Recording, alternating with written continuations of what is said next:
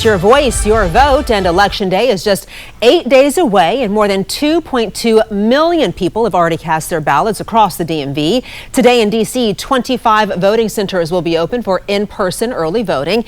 It's already underway in Virginia and Maryland at a time when the presidential race is heating up. The final New York Times Siena College poll has VP Harris and former President Trump tied for the popular vote at 48% each. And 7 News spoke with political science professor Steve Farnsworth, who says the race is closer than anyone could imagine. We really are where we have been all throughout the past several months. The polls have consistently shown a very, very close race, not only nationally, but in those key swing states that will determine who wins the Electoral College.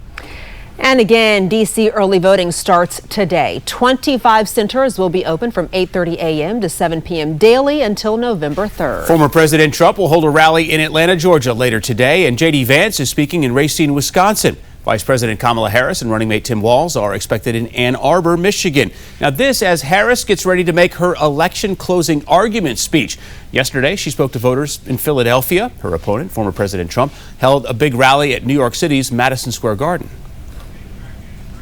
I will end inflation. I will stop the invasion of criminals coming into our country, and I will bring back the American dream. There is too much on the line, and we must not wake up the day after the election and have any regrets about what we could have done in these next 9 days. And we turn now to Joy Wang at the Alert Desk with a look ahead to Vice President Harris's closing speech in D.C. tomorrow. Joy. I've got the Capitol pulled up behind me right now. Just west of there, though, preparations are underway ahead of Vice President Kamala Harris's closing argument speech in D.C. tomorrow night. 7 News has reached out to D.C. police about road closures and security, but check this out. This is video of crews setting things up at the Ellipse near the White House, where Harris is expected to speak at 7 to a crowd of about 20,000. This is also the same spot where former President Trump spoke on January 6th, just before his supporters attacked the Capitol.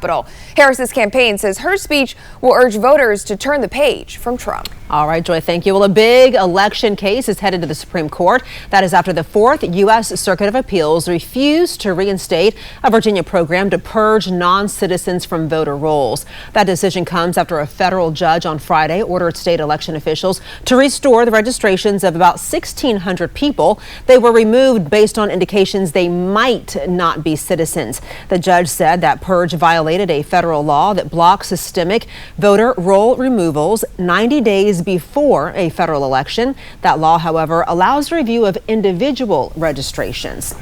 And in Maryland, opponents of a recently approved decision to allow non-citizens to vote in the city of Frederick, they're facing a deadline. So organizers of a petition drive have until the end of the day today to collect more than 12,000 signatures to get the issue on the ballot for the city's local elections in 2025. John Gonzalez with us live in Frederick. John, good morning.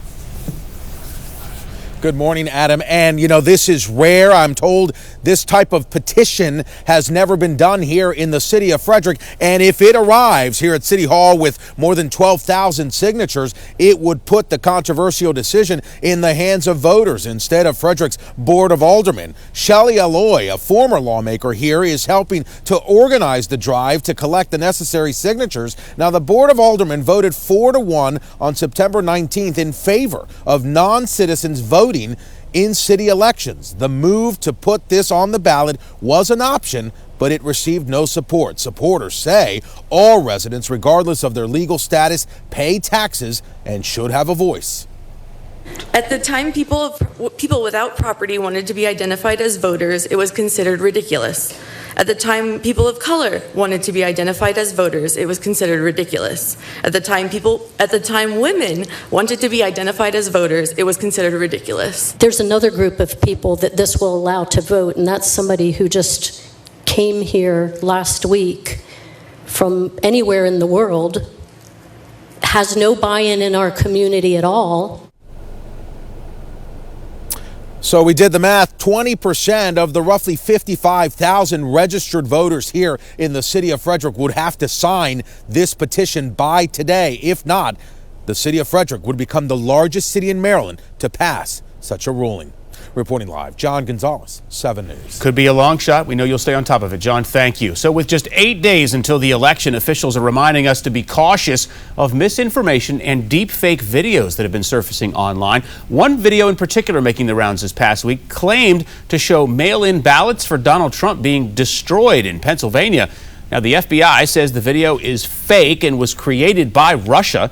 Federal officials say the video was part of a broader effort to mislead voters and create distrust. All right, if you still need to cast your ballot, 7 News is on your side. Whether you want to learn how to register or find out where your polling place is, we have it all online for you. Scan this QR code there on the bottom left of your screen. It'll take you directly to our voter guide.